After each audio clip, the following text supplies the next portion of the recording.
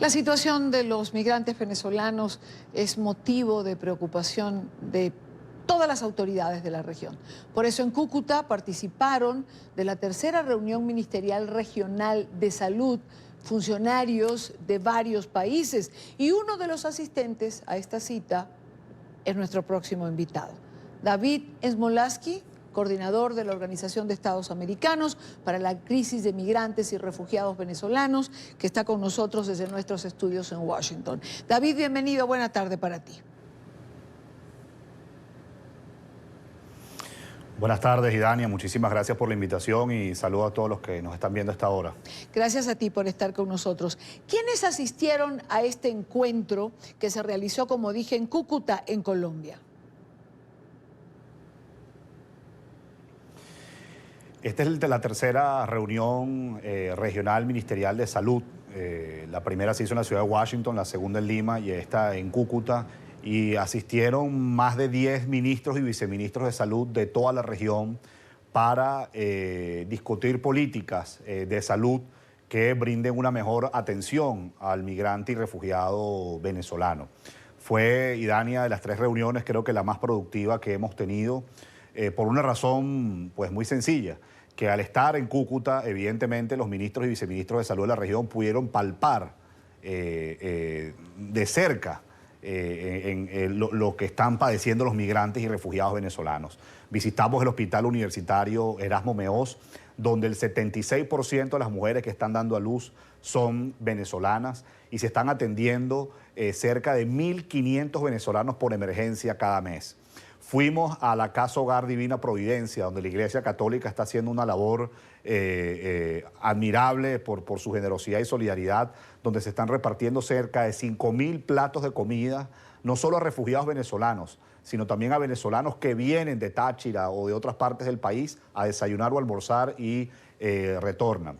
Fuimos al Puente Internacional Simón Bolívar, donde están cruzando en promedio 35.000 venezolanos, de los cuales aproximadamente 4.000 todos los días no regresan. Y culminamos con una reunión en el Puente de la Unidad, lo que se conoce coloquialmente como el Puente de Tienditas, donde allí se aprobó la tarjeta unificada de vacunación, que no solo brindará una mejor atención de salud a los migrantes y refugiados venezolanos, sino evitará la revacunación, y evitando la revacunación pues se ahorra recursos y evidentemente se evita alguna consecuencia de salud para los migrantes venezolanos. Así que fue una reunión productiva, perdona que me extienda, pero no deja de ser muy duro lo que presenciamos allí. Claro, claro. Además, digamos que los funcionarios de otros países pudieron vivenciar lo que estás describiendo. David, háblanos de esta tarjeta que me parece importante. Es una tarjeta única. ¿En qué países va a estar? ¿Va a tener un solo formato? ¿Qué van a poder hacer con ella? Sí, esta tarjeta unificada de vacunación fue aprobada por más de 10 ministros y viceministros de la región. Debo decir que está el secretario de Salud de los Estados Unidos, Alex Azar, evidentemente el ministro de Salud anfitrión, Juan Pablo Uribe Restrepo, a quien además agradezco pues, su hospitalidad, la ministra de Salud de Ecuador, de Panamá, de Haití, viceministro de Salud de Paraguay, y se van a distribuir a partir del mes de octubre 1 millón de ejemplares de estas tarjetas para que empiece a ser utilizada para los migrantes y refugiados venezolanos. Es una tarjeta además que está en 3 idiomas, español, inglés y francés, y está dirigida tanto para la vacunación a niños y a adultos. ¿Qué es lo que estaba pasando, Idania? Y es muy importante que se entienda. Un venezolano, por ejemplo, que llegaba a Cúcuta, era vacunado, y luego ese venezolano terminaba en Perú y volvía a ser vacunado. Hay casos inclusive de venezolanos que fueron vacunados 6 y 7 veces y no tenía el historial para mostrarlo cuando llegaba a otro país.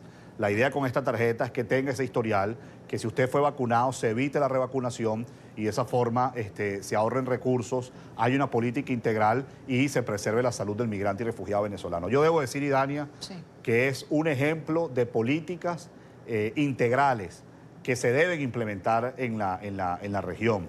Esto es precisamente lo que estamos nosotros impulsando desde la oficina que dirijo en la OEA para los migrantes y refugiados venezolanos. Sí. Crear las bases de un consenso regional para proteger, para integrar al migrante y refugiado venezolano y que de esa forma el día de mañana tenga posibilidades de volver cuando la situación cambie en nuestro país y sean protagonistas de la reconstrucción de Venezuela. Ahora, David, tú colocas la tarjeta como el ejemplo de políticas integrales. ¿Por qué a nivel de políticas migratorias ha sido tan complicado tener políticas integrales entre todos aquellos países que están siendo afectados por el impacto de la diáspora venezolana? Precisamente por eso decía que esta tarjeta unificada de vacunación, que es una política integral en la región, debe servir de ejemplo para otras áreas.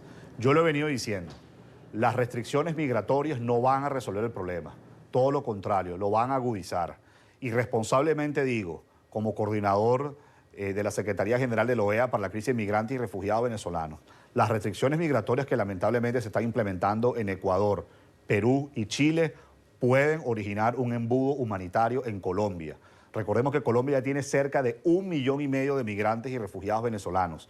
Y si la crisis humanitaria en Venezuela se prolonga, si sigue la violencia generalizada y la violación de derechos humanos por parte de la dictadura, el colapso económico, el colapso de los servicios básicos, nosotros pudiésemos estar viendo en cuestión de meses Colombia llegar a 2 millones de migrantes y refugiados venezolanos. Pudiésemos ver más venezolanos poniendo en riesgo su vida tratando de llegar a una isla del Caribe por Peñero. Por eso siempre he dicho que la región debe darle el estatus de refugiado a los venezolanos y que la declaración de Cartagena en el año 1984 es el mejor argumento que tenemos, porque es la declaración de Cartagena es la única que expande el concepto de refugiado y dice que un refugiado es aquel que se va de su país cuando es víctima de violencia generalizada, de violación de derechos humanos, de alteración del orden público. Todo eso hoy aplica para los venezolanos. La región debe entender que el venezolano no es un migrante voluntario, no es un migrante económico, está huyendo para sobrevivir, está huyendo para ayudar a su familia que aún sigue en Venezuela. Y otra cosa muy importante, Idania, esta crisis ya debe de dejar de tener una interpretación regional o subregional. Esto debe tener una interpretación global. Lo comenté hace 2 meses cuando presenté el informe en la Asamblea General de la OEA en Medellín. Esto tiene que tener una interpretación global por una razón muy sencilla. Es la crisis más grande de la historia de América Latina y el Caribe en cuanto a migración y refugiados. 4.300.000 venezolanos hoy desterrados al momento que me haces esta entrevista. Sí. Y es la segunda más grande del mundo después de Siria. Y esto sucedió en poco más de 4 años sin una guerra convencional y una catástrofe natural. Entonces las restricciones migratorias más bien no van a resolver el problema, pueden generar un embudo humanitario en Colombia y además puede hacer que todo lo que es el tráfico de personas, la explotación sexual, actividades ilícitas proliferen. Claro, David, pero este embudo humanitario al que hace referencia no es que puede producirse, es que se está produciendo en Colombia. Hace minutos teníamos un pase con Andrea Bernal, que se encuentra justo allí en el área del puente de Rumichaca, y ese embudo ya existe. Y escuchábamos a funcionarios ecuatorianos decir, entrevistados por Andrea, que no se iban a dejar presionar, que esto era una medida que soberanamente, evidentemente, ha tomado Ecuador, pero no es falta esto de solidaridad, no solamente con los venezolanos, sino con la propia Colombia. Totalmente. Yo creo que no se puede dejar Colombia solo en este sentido.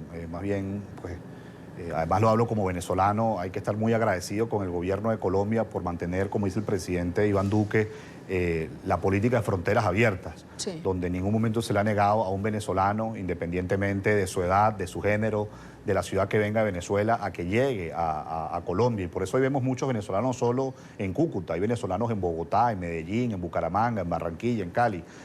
Pero recordemos que después de Colombia, los 3 países de Sudamérica que más refugiados venezolanos tienen son Perú, donde hay 860.000 venezolanos, Chile, que ya llegó a 400.000 venezolanos, y Ecuador, donde pudiese haber aproximadamente 330.000 venezolanos. Es decir, estos 3 países que hoy están implementando visas suman aproximadamente 1,5 millones de venezolanos.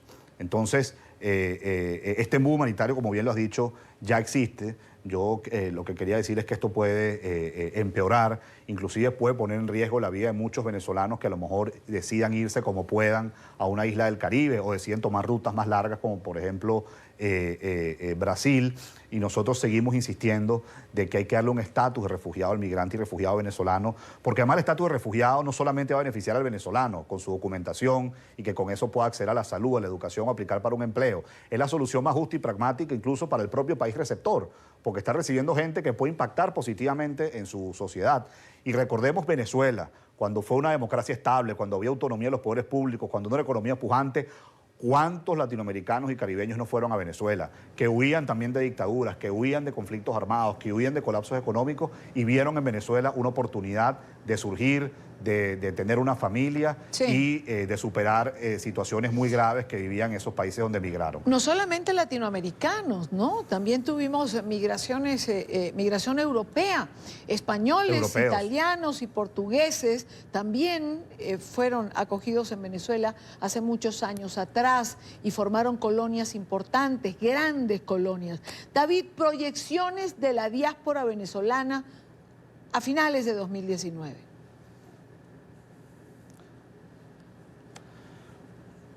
Bueno, y Dania, nosotros hemos identificado en la coordinación de la OEA para la crisis de migrantes y refugiados venezolanos que hay 6 razones por las cuales los venezolanos se van.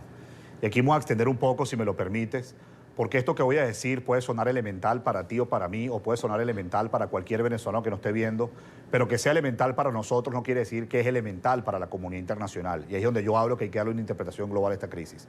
¿Por qué el venezolano hoy se va? Crisis humanitaria por falta de comida y medicina, violación de derechos humanos, violencia generalizada, colapso económico especialmente reflejada en la hiperinflación, colapso de los servicios básicos y control social. Si estas 6 determinantes que nosotros hemos identificado a través de cientos de entrevistas a migrantes y refugiados venezolanos se mantienen en el país por la dictadura, porque obviamente esto lo ha causado el estado criminal que hoy los venezolanos estamos enfrentando, para finales de este año pudiésemos estar hablando de 5 millones de refugiados venezolanos. Y lo que es peor aún, si esto se llegase a prolongar para el año 2020, lamentablemente Venezuela pudiese tener más refugiados que Siria. Pudiésemos estar hablando incluso de 7 millones de refugiados venezolanos. No podemos seguir hablando de diáspora, perdona que haga la corrección, aquí hay que hablar de refugiados. Los venezolanos somos hoy refugiados, están huyendo del país, lo están abandonando en contra de su voluntad, están separándose de su familia por la situación que ha generado la dictadura. Y Dania, quiero ser muy claro con esto. Si bien es cierto, esto tiene un enfoque humanitario que no hay que dejar de tenerlo, aquí también hay que hablar de la raíz política. La solución para esta crisis de migrantes y refugiados es el cese de la usurpación.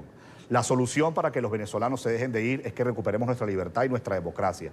Solo con la salida de la dictadura disminuirá la migración forzosa de venezolanos y habrá incentivos para que muchos que hoy estamos desterrados podamos volver. David Smolaski, coordinador de la Organización de Estados Americanos para la crisis de migrantes y refugiados venezolanos. David, como siempre, un gusto tenerte. Gracias por compartir con nosotros. Muchísimas gracias por la invitación y solamente agrego que habrá una 4ª reunión ministerial regional de salud en la ciudad de en Panamá para en los próximos meses. Muchas gracias. Gracias a ti, David. Buena tarde.